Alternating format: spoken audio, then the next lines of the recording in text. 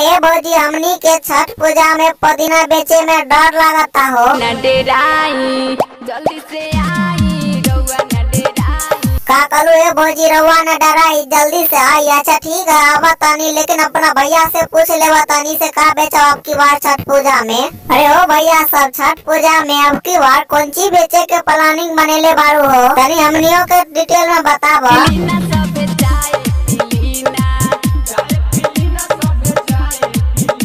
अरे भैया सब पुदीना छोड़ के चाय बेचे लगला। अच्छा तो बेचा बेचा। अरे भौजी सब चाय पी वो चाह बिल्लू के चाय पी लेबू तो पूरा देह में फुर्ती आ जाइए। भौजी पी ला चाह।